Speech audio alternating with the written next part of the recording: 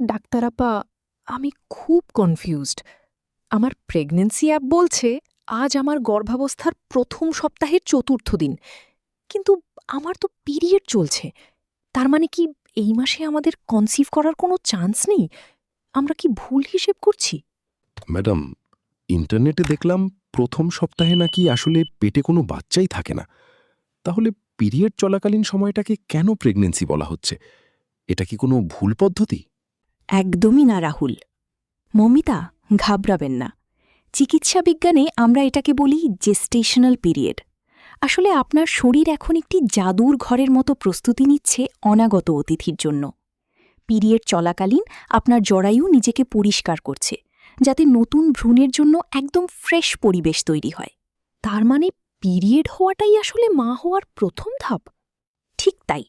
আজকের এই ভিডিওতে আমরা এই রহস্যটিই জানব, কেন পিরিয়ডের প্রথম দিন থেকেই গর্ভাবস্থার গণনা শুরু হয়। ডাক্তার আপা, একটা অদ্ভুত প্রশ্ন নিয়ে এসেছি। আমার ক্যালেন্ডার অনুযায়ী এটা গর্ভাবস্থার প্রথম সপ্তাহ, অথচ আমার পিরিয়ড চলছে। আমি কি কোথাও ভুল করছি? না মৌমিতা, তুমি একদম ভুল নও। আসলে চিকিৎসা বিজ্ঞানের ভাষায় গর্ভাবস্থার প্রথম সপ্তাহ হল তোমার এলএমপি বা লাস্ট মেনস্ট্রুয়াল পিরিয়ড বা শেষ পিরিয়ডের শুরুর দিন। কিন্তু ম্যাডাম, তখন তো গর্ভে সন্তান থাকে না। তাহলে আমরা কেন এটাকে গর্ভাবস্থা বলছি? খুব ভালো প্রশ্ন। দেখুন রাহুল, ওভিউলেশন বা ডিম্বাণু নিঃসরণ ঠিক কোন সেকেন্ডে হচ্ছে সেটা নিখুঁতভাবে বলা প্রায় অসম্ভব। তাই সারা বিশ্বে ডাক্তাররা শেষ পিরিয়ডের প্রথম দিন থেকেই হিসেব শুরু করেন। একে আমরা বলি জেস্টেশনাল এজ। মজার বিষয় হল, এই সপ্তাহে আপনার শরীর নিজেকে পরিষ্কার করছে। পুরনো জরায়ুর আস্তরণ ঝরে গিয়ে একদম নতুন পুষ্টিকর এক দেয়াল তৈরির কাজ শুরু হয়েছে।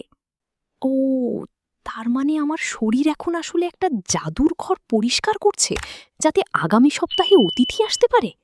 ঠিক তাই, আপনার মস্তিষ্ক এখন ওভারিকে সংকেত পাঠাচ্ছে এফএসএইচ বা ফলিকল স্টিমিউলেটিং হরমোন রিলিজ করার জন্য, যাতে একগুচ্ছ ফলিকল থেকে সেরা ডিম্বাণুটি তৈরি হয়।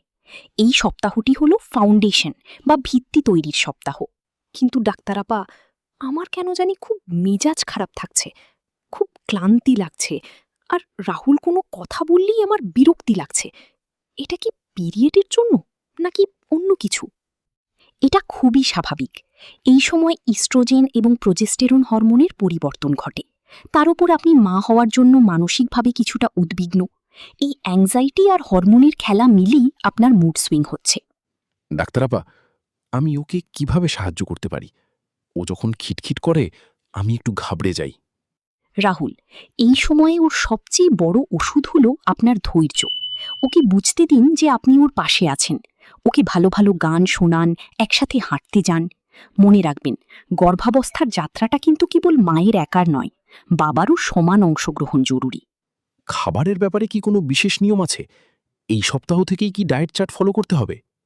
অবশ্যই, আমি এখনই মৌমিতাকে প্রতিদিন ফোলিট বা ফলিক অ্যাসিড নিতে বলবো। কেন ডাক্তার আপা, ফলিক অ্যাসিড কি এখনই জরুরি? হ্যাঁ, কারণ বাচ্চার ব্রেন এবং স্পাইনাল কর্ড বা নিউরাল টিউব তৈরি হয় একদম শুরুর দিকে। অনেক সময় মা জানার আগেই বাচ্চার এই অংশগুলো গঠিত হয়ে যায়। তাই এখন থেকেই শরীরে ফলিক অ্যাসিডের পর্যাপ্ত যোগান থাকতে হবে।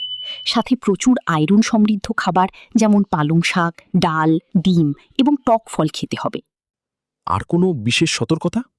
দুজনেই ধূমপান বা অ্যালকোহল থেকে পুরোপুরি দূরে থাকবেন। চা বা কফি খাওয়ার অভ্যাস থাকলে সেটা কমিয়ে দিনে 1 কাপে নিয়ে আসুন। আর হ্যাঁ, প্রচুর পানি পান করতে হবে। রাহুল, আমি তো ভাবতেই পারিনি যে এই পিরিয়ডের সপ্তাহটাও এতটা গুরুত্বপূর্ণ। এখন থেকে আমি আমার ডায়েট আর ওষুধের ব্যাপারে খুব সিরিয়াস হব। আর আমি তোমার পেশেন্স পার্টনার হওয়ার চ্যালেঞ্জটা গ্রহণ করলাম। আজ রাতে তোমার পছন্দের পুষ্টিকর খাবার আমিই রান্না করছি। গর্ভাবস্থার প্রথম সপ্তাহ মানেই হলো এক নতুন আশার শুরু। নিজের যত্ন নিন, হাসি খুশি থাকুন। পরবর্তী পর্বে আমরা আলোচনা করব দ্বিতীয় সপ্তাহ নিয়ে, যখন ঘটে সেই কাঙ্ক্ষিত গর্ভধারণ। আপনার গর্ভাবস্থার প্রতিটি সপ্তাহ যেমন বিস্ময়কর, তেমনি এর সঠিক যত্ন নেওয়াটাও জরুরি। আশা করি আজকের তথ্যগুলো আপনাদের এই সুন্দর যাত্রাটিকে আরও সহজ করে তুলবে। গর্ভাবস্থার পরবর্তী সপ্তাহের আপডেট এবং নিয়মিত মেডিকেল টিপস পেতে আমাদের চ্যানেলটি এখনই সাবস্ক্রাইব করে রাখুন। ভিডিওটি ভালো লাগলে একটি লাইক দিন এবং নতুন ভিডিওর নোটিফিকেশন পেতে বেল বাটনটি প্রেস করুন। আরেকটি বিশেষ কথা, আজকের ভিডিওতে আমরা যে তথ্যগুলো আলোচনা করেছি তার প্রতিটি নির্ভরযোগ্য মেডিকেল রিসার্চ এবং ক্লিনিক্যাল গাইডের উপর ভিত্তি করে তৈরি। আপনারা চাইলে এই তথ্যের উৎস বা সোর্সগুলো যাচাই করে নিতে পারেন। আমি ডেসক্রিপশন বক্সে সেই সব অফিসিয়াল লিঙ্ক দিয়ে দিয়েছি। দেখা হচ্ছে পরবর্তী ভিডিওতে। ততক্ষণ পর্যন্ত নিজেদের যত্ন নিন, সুস্থ থাকুন। ধন্যবাদ।